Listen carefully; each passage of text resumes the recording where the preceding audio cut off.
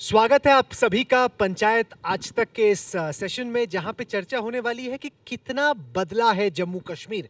Article 370 के हटने के बाद केंद्र सरकार का दावा है कि एक नया कश्मीर खड़ा हो गया है। दुकानें देर रात तक खुली रहती हैं, टूरिस्ट पहले की तरह बड़ी तादाद में आ रहे हैं।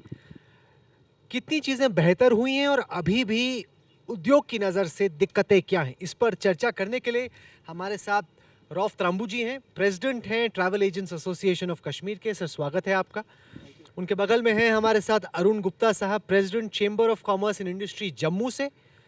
हमारे साथ तारिक घनी साहब हैं, president Kashmiri chamber of commerce. और MM हुसैन साहब हैं, general secretary JNK hoteliers club. तो अलग अलग इंडस्ट्रीज से सरोकार रखने वाले गेस्ट हमारे साथ हैं। त्रंबू साहब, मैं आपसे शुरू करूंगा। आप ये बताएं कि इस वक्त आर्टिकल 370 के हटने के बाद और पिछले कुछ साल में जब आप पहले से तुलना करते हैं, उद्योग की नज़र से कश्मीर में क्या क्या पहले से बेहतर हुआ है और क्या क्या अभी भी आपको दिक्कत देता है? थैंक यू राहुल जी, यहाँ पर हमें बुलाने के लिए। सबसे पहले मैं यहाँ पर ये कहूँगा कि मैं आर्टिकल 370 का जिक्र नहीं करना चाहूँगा, इसलिए कि क्योंकि ये जो प्रोग्राम है, मेरे ख्याल में हमें सिर्फ टूरिज़्म पॉइंट ऑफ व्यू से जो बातें करनी हैं, कश्मीर में कितना प्रोग्रेस हुई है टूरिज़्म को लेके। देखिए, टूरिज़्म का जहाँ तक सवाल है, कश्मीर अगर हम बैक की तरफ चाहेंगे, जब यूनाइटेड इंडिया था, कश्मीर का जो पर्यटक है वो उस वक्त भी आता था। फिर हमारे एनेक्स हो गए हम यूनियन ऑफ इंडिया के साथ, तो उस वक्त भी हमारे पास टूरिस्ट आते थे। और बीच में एक ऐसा दौर आ गया जो बिल्कुल tourism point of view conducive नहीं था टूरिज़्म इंडस्ट्री के लिए, because tourism basically is a peace time trade, peace time industry. जहाँ जहाँ भी पीस होगी, जहाँ जहाँ भी अच्छा माहौल होगा टूरिस्ट के लिए, वो जगह पनप रही है, वो जगह प्रोग्रेस कर रही है। तो ऐसे में एक टाइम आ गया, हमारे बदकिस्मती के साथ मैं कहूँगा, एक सियासी उथल पुथल यहाँ रही तकरीबन 20-25 साल, जिसकी वजह से जो टूरिज़्म इंडस्ट्री में, जहाँ अर्सवाइल स्टेट की बात करेंगे, जो लद्दाख के साथ जम्मू और कश्मीर तीनों हमारे खत्े थे, और प्रोपोर्शनेटली हर एक जगह पे हमारा टूरिज़्म डेवलप हो रहा था। तो ऐसे में एक ऐसी आंधी आ गई कि जिसका किसी को सोचा भी नहीं था कभी कि ऐसा कुछ हो गया, तो उससे की वजह से हमारा जो टूरिज़्म इंडस्ट्री वो ज़ीरो पे आ गई। और इसके साथ जो मुंसलिक लोग थे, अटैच्ड लोग थे, उनको बहुत तकलीफ़ उठानी पड़ी। कुछ तो रोज़गार के सिलसिले में बाहर जाना पड़ा, अपने मुल्क के जो दूसरे हिस्से हमारे वहाँ काम करना पड़ा, कुछ तो मुल्क से बाहर भी चले गए। लेकिन इस टाइम में जो इंडस्ट्री थे, इसने काफ़ी नुकसान उठाया, नो डाउट अबाउट दैट। और फिर एक टाइम आ गया जब एक पॉलिटिकल प्रोसेस शुरू हो गई यहाँ पर, और हमारे मुफ्ती साहब आ गए। मुफ्ती साहब चूँकि उन्होंने सेंटर में एक टाइम दिया था, एक दौर था जब उन्होंने सर्व किया था टूरिज़्म को, डिपार्टमेंट को भी और टूरिज़्म एविएशन को भी, तो उनको एक खासी वो सूझबूझ समझबूझ थी इस टूरिज़्म को कैसे मैं इस ऐसे प्रॉब्लमेटिक प्लेस में रिवाइव करूँगा। तो उसकी वजह से उसने कुछ ऐसे इकदाम किए थे, वो टूरिज़्म के लिहाज से बहुत अच्छे थे। तो वो एक शुरुआत हुई टूरिज़्म की, और उसके साथ साथ ग्राफ स्लोली बढ़ने लगा। और ये ग्राफ यहाँ तक पहुँचा जब हमारा 2014 का जो डिल्यूग आ गया, उसी वजह से फिर हम प्रभावित हुए टूरिज़्म के पॉइंट ऑफ व्यू से। और उसके साथ साथ कुछ 1-2 साल बाद ही हमारा फिर कोविड का मसला आ गया, जो अक्रॉस द नेशंस, पूरी दुनिया में उसने एक तहलका मचाया, टूरिज़्म की इंडस्ट्री बहुत इफ़ेक्ट हुई। तो उसकी वजह से फिर हम नीचे आ गए। लेकिन पिछले 2-3 सालों से मैं कहूँगा, टूरिज़्म का जहाँ तक सवाल है, इतना कुछ आ गया है, it has brought smiles to the all faces, इसमें कोई दो राय नहीं है। पिछले 3-4 सालों से मैं इसको ये नहीं कहूँगा कि क्या ये 370 उठाने की वजह से हुआ, या अगर वो होता भी तो उस वक्त भी हमारे टूरिस्ट आते रहते थे। लेकिन हाँ, एक चेंज आ गई है, जिससे ये इंडस्ट्री जो है कश्मीर की ओर अक्रॉस जम्मू, खैर लद्दाख तो अलग हो ही गया है हमसे, लेकिन जम्मू और कश्मीर अक्रॉस टूरिज़्म काफ़ी हद तक बढ़ कह रहे हैं कि सबके चेहरों पर स्माइल है। अरुण गुप्ता साहब, आप आते हैं जम्मू के एरिया से, जम्मू में भी लोगों के चेहरे पे मुस्कान है या उतनी बड़ी मुस्कान नहीं है? धन्यवाद। सबसे पहले तो मैं शुक्रिया अदा करूंगा आज तक से कि भाई आपने हमें यहाँ पर बुलाया। एक बात जो है वो, मैं अभी डिबेट सुन रहा था, उसमें भी मुझे लग रहा था कि एक बात को समझना चाहिए कि यहाँ जो डिबेट चल रही है वो जम्मू और कश्मीर से जो दफ़ा 370 हटने के बाद की पोजीशन है उसके ऊपर है, ना कि सिर्फ कश्मीर से दफ़ा 370 हटने के बाद की है। मैं समझता हूँ कि दफ़ा 370 जो हटी है वो जम्मू और कश्मीर से हुई है, और हमारा फोकस जो है आज भी जब हम बात करते हैं तो जम्मू का नाम नहीं लेते, हम कश्मीर का नाम लेते हैं। तो मुझे लगता है कि जम्मू और कश्मीर का नाम लेना चाहिए। यहाँ तक टूरिज़्म की बात मैं कहूँगा, मैं बिल्कुल सहमत हूँ, क्योंकि देखिए ऐसा है कि एक दौर था जब हमारा जम्मू और कश्मीर जो है, क्योंकि जम्मू में पिलग्रिमेज टूरिस्ट आता था और कश्मीर में लोग जो हैं एंजॉय करने, क्योंकि यहाँ मौसम इस तरह का है, क्लाइमेट जो आप देखिए यहाँ की खूबसूरती है, वो एक प्रिविलेज है जो कश्मीर को है। मैं समझता हूँ कि पहले भी टूरिस्ट जो है वो बहुत तादाद में आता था। अगर हम कहें कि माता वैष्णो देवी में आज जो स्ट्रेंथ है, अगर हमारा टूरिस्ट जो वहाँ पिलग्रिम टूरिस्ट जो आ रहा है वो बहुत ज़्यादा बढ़ गया है, ऐसा नहीं है। वहाँ पर पहले भी 90-95 लाख और 1 करोड़ तक की जो वहाँ पर रहती थी, और आज भी वही पोजीशन है कि हम लोग लगभग 1 करोड़ तक पहुँचते हैं, और फिर उतना ही हम लोग जो है वहाँ देख रहे हैं कि जो टूरिस्ट वहाँ पर पिलग्रिम टूरिस्ट आते हैं। कश्मीर में इस बार के हालात जो हैं वो चेंज रहे। देखिए इसमें कोई दो राय नहीं हो सकती कि कश्मीर में कुछ समय से जिस तरह से हालात थे, लोग आना नहीं चाहते थे। मैं एक बात आपको एक एग्जांपल देता हूँ। मैं अभी पिछले दिनों में बॉम्बे गया, तो बॉम्बे में मुझे ये कहा गया, मैंने कहा यार आप लोग क्यों नहीं आए, ये मैं बात कर रहा हूँ ये कोविड से पहले की। तो कहने लगे जी वहाँ पर तो बड़ा प्रॉब्लम है, वहाँ हम नहीं जा सकते क्योंकि टेररिज्म जो है वहाँ पर बड़ी पीक पे है। तो मैंने कहा भैया जम्मू जो है, अगर आप माँ वैष्णो देवी के दर्शन के लिए आते हैं, जम्मू से 300 किलोमीटर है, लेकिन अगर आप थ्रू आउट कंट्री एक चीज़ का सर्वे करें, लोगों को पता नहीं है। लोग सोचते हैं कि जिस तरह से कश्मीर से हमने शालीमार बाग जाना है, तो वैसे ही जम्मू से हमें कश्मीर में आना है। तो ये हालात हैं। आज जिस तरह से हालात बदले हैं, जिस तरह से यहाँ पर टूरिस्ट जो है, मैं समझता हूँ कि जितना टूरिस्ट यहाँ पर पिछले 2 साल में आया है, कश्मीर की जनता ने कभी एक्सपेक्ट नहीं किया था कि इतना टूरिस्ट जो है वो यहाँ पर आएगा। चलिए मैं समझा। तारिक गनी साहब, मैं आपसे थोड़ा सा फॉरवर्ड लुकिंग पूछना चाहता हूँ। ये इस्टेब्लिश हो गया कि अभी जिस तरीके से परिस्थिति है वो पहले से बहुत बेहतर है, और टूरिज़्म इंडस्ट्री से जुड़े हुए लोग हैं, उनको लग रहा है कि एक तरीके से ये हमारे लिए अच्छे दिन हैं। आगे का आउटलुक आप क्या देखते हैं? अगर आपको कोई चीज़ें अभी होल्ड बैक कर रही हैं, जिसमें अड़चनें आ रही हैं, वो क्या है, और चीज़ें इससे और बेहतर कैसे हो सकती हैं? देखिए आपका बहुत बहुत शुक्रिया। मैं सबसे पहले यही कहूँगा कि ये 2-3 साल से हम बहुत अच्छा टूरिज़्म देख रहे हैं, क्योंकि यहाँ जो टूरिज़्म इंडस्ट्री है, टूरिज़्म नहीं सारी बिज़नेस फर्टर्निटी जो है, उसने 3 साल में जितना बिज़नेस फर्टर्निटी ने खमियाजा उठाया शायद ही किसी और सेक्टर ने। देखिए मुलाजिम थे, अपना तनख्वाह लेते थे, गवर्नमेंट एम्प्लॉय थे, मगर बिज़नेसमैन, दुकानदार, रेडी वाला, ख़ास कर ये हमारा होटलियर, 30 साल बंद रहना कोई जोक नहीं है, एक 3 सेंचुरी होती है इसमें।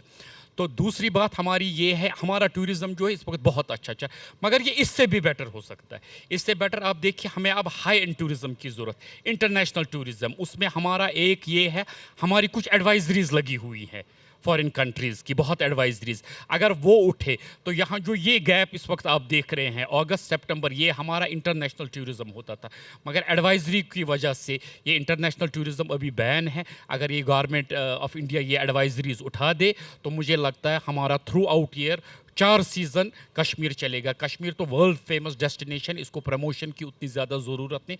Kashmir J&K by name he itself is a promotion. इसलिए मेरी रिक्वेस्ट होगी गवर्नमेंट ऑफ इंडिया से कि ये एडवाइजरी तो दूसरा देश देता है अपने नेशनल्स को कि कश्मीर मत जाइए या कुछ, तो आप कह रहे हैं कि उनसे बातचीत की जाए, डिप्लोमेटिक उनसे गवर्नमेंट ऑफ इंडिया को बात करनी है, मीडिएट करना है हमें कि ये एडवाइजरी उठाइए। कश्मीर में अब बिल्कुल सब कुछ ठीक हो गया है, आप ये एडवाइजरीज उठा दीजिए। फॉरेन तमाम एम्बेसीज तो आपको लग रहा है कि एकदम सब कुछ ठीक हो गया है?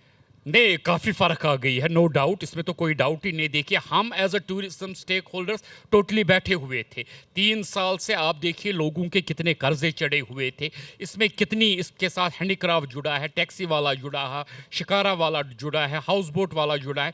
मुझे लगता है आज सबके चेहरे पर एक अच्छी स्माइल है और एक अच्छा बदलाव भी आया है। हुसैन साहब, एक जिक्र हुआ कि अगर जो बाकी देशों की एडवाइजरी है वो हट जाए तो चीज़ें बेहतर होंगी, और अगर चीज़ों को बेहतर करना हो तो क्या कैसे हो सकता है?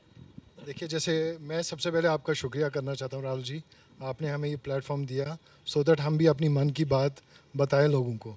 तो जो जैसे तारिक साहब ने बताया आपको, एडवाइजरी ये बहुत इंपॉर्टेंट है, बिकॉज़ हमारा जो सीज़न है वो 4 सीज़न प्रॉपरली ऐसे डिज़ाइन करा हुआ है जैसे इंडिया के हमारे रेस्ट ऑफ द कंट्री के जो टूरिस्ट आते हैं अप्रैल मई जून के लिए आते हैं वो, और उसके बाद जो भी टूरिज़्म होता है जो साउथ ईस्ट जैसे आपका थाईलैंड बैंकॉक वो भी आ जाता है।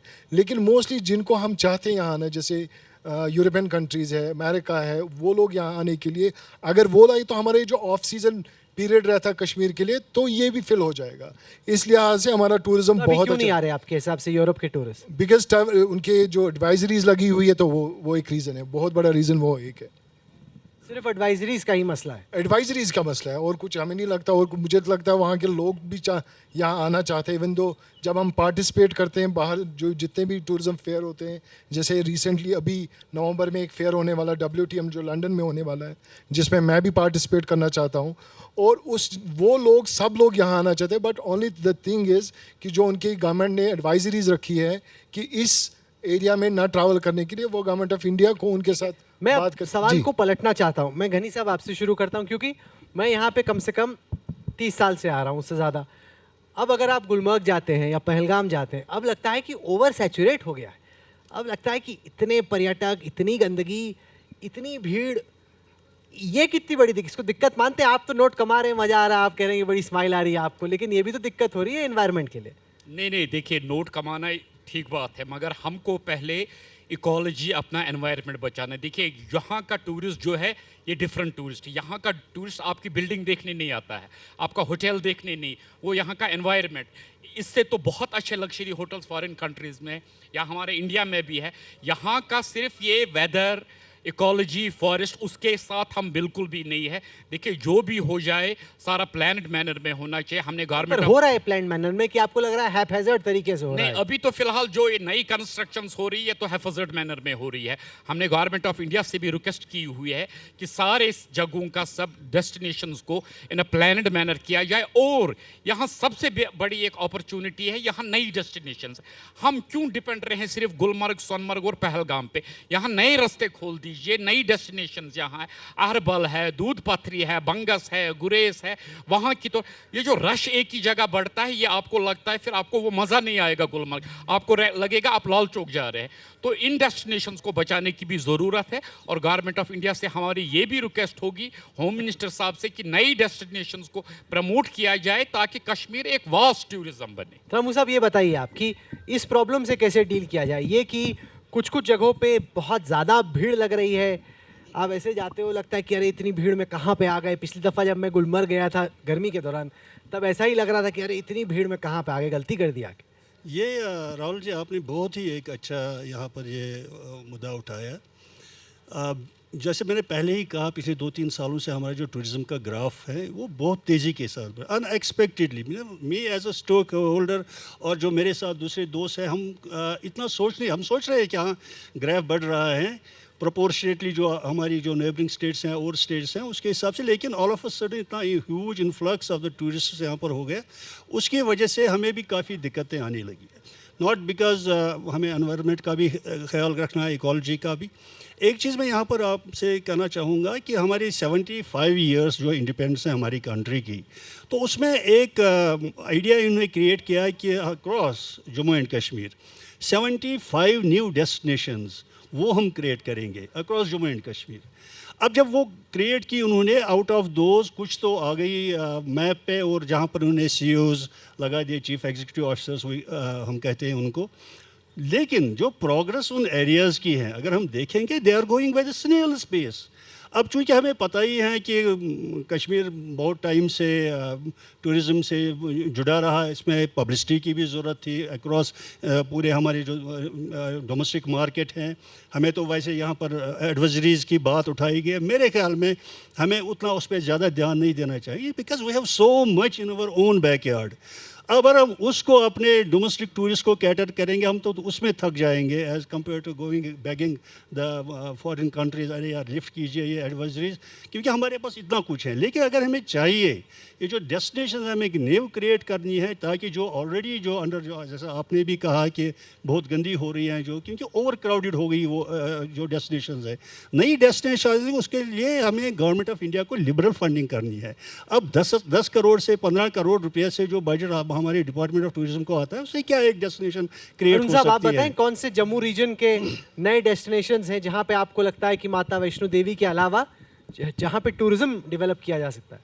देखिए, यहाँ तक जम्मू की मैं बात करूँ, अभी हमारे माननीय मंत्री नितिन गडकरी जी ने जिस तरह से अनाउंस किया है एक रोड जो है कनेक्टिविटी बनी से बसोली तक, बनी से भद्रवाह तक, तो मैं समझता हूँ कि वो एक ऐसा डेस्टिनेशन है यहाँ पर अगर टूरिस्ट जाएगा तो उसको लगेगा कि हम लोग जो हैं जिस तरह से कश्मीर की वादी में लोग आते हैं उसी तरह का एक एटमॉस्फेयर जो है, वहाँ का क्लाइमेट जो है वहाँ पर भी लोगों को वैसा ही मिलेगा। बनी हो, सरथल हो और भद्रवाह को जिस तरह से डेवलप किया जा रहा है, मैं समझता हूँ कि एक जम्मू का जो टूरिस्ट, जो पिलग्रिम टूरिस्ट आता है, स्पेशली विज़िट करने के लिए जाता है भद्रवाह में भी।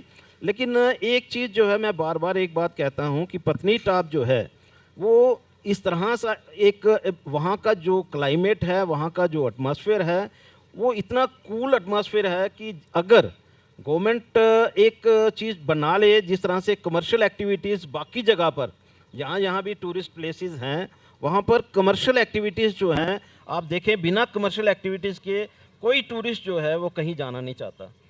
पत्नीटाप जो है एक ऐसी जगह है, यहाँ टूरिस्ट तो जाना चाहता है लेकिन कहीं वहाँ रुकने की जगह, क्योंकि उनको लगता है कि ना तो वहाँ पर 5 स्टार होटल्स हैं। खोल दीजिए वहाँ पे। हमने तो कहा है लेकिन परमिशन नहीं है।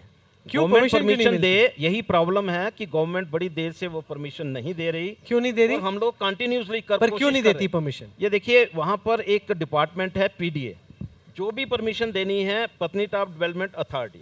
सर, आपके सांसद और मंत्री जी यहाँ पे जरा बात कीजिए, यहाँ उनको पर हैं बोलिए और कि हमने भाई करें कुछ। हमने आपका। हर जगह पर मैंने जो रिप्रेजेंटेशन दी है, मैंने हर जगह ये रिप्रेजेंटेशन दी है कि इसको ओपन करिए, पीडीए को ख़त्म करिए, क्योंकि उसकी वजह से जो एक इतना खूबसूरत एरिया जो है, अगर उसको डेवलप किया जाता तो मुझे लगता है कि लोग महसूस करते कि हम लोग पहलगाम या गुलमर्ग में हम सैर कर रहे हैं। घनी साहब, वक्त क्लाइमेट खत्म हो रहा उसी है। तरह का। आखिर में मैं आपसे जानना चाहूंगा, जैसे अगर गुरेज जैसी कोई जगह हो, गुरेज का चूंकि जिक्र हुआ, पंडित नेहरू कहते थे कि उनको सबसे खूबसूरत गुरेज की घाटी लगती है, लेकिन कभी डेवलप नहीं हुआ।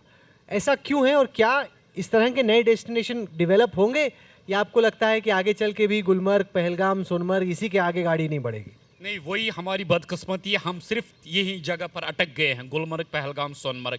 यहाँ मंत्री जी भी बैठे हैं, मैं उनसे भी रिक्वेस्ट करूँगा मंत्री जी से, ज़रा ये देख लें आप नई डेस्टिनेशंस को प्रमोट करने के लिए। जैसे हमारे प्रेसिडेंट साहब ने जो मुख्य अभी बोला, भद्रवाह एक ऐसी खूबसूरत जगह है जहाँ आप थकेंगे मगर जगह ख़त्म नहीं होगी, इतनी अच्छी। ऐसे ही हमारी गुरेज वैली है, मगर गुरेज वैली में फैसिलिटीज़ चाहिए आपको, जैसे रूफ साहब ने अभी को, आप जाएंगे कम से कम रात को रहने की सुविधा चाहिए होगी, आपको वहाँ परमिशंस देनी है, इकोलॉजिकल परमिशन दे दीजिए। आप वहाँ कोई कंस्ट्रक्शन ऐसी ना हो जो कॉन्क्रीट कंस्ट्रक्शन जो एनवायरनमेंट को सूट ना करे, वहाँ के हिसाब से कंस्ट्रक्शन हो, मगर हमें उन कंस्ट्रक्ट जगहों पर परमिशन दिया जाए और हिफाजत तरीके से नहीं। कल को गुरेज भी गुलमर्ग या पहलगाम जैसा बाजार बन जाए, वो नहीं।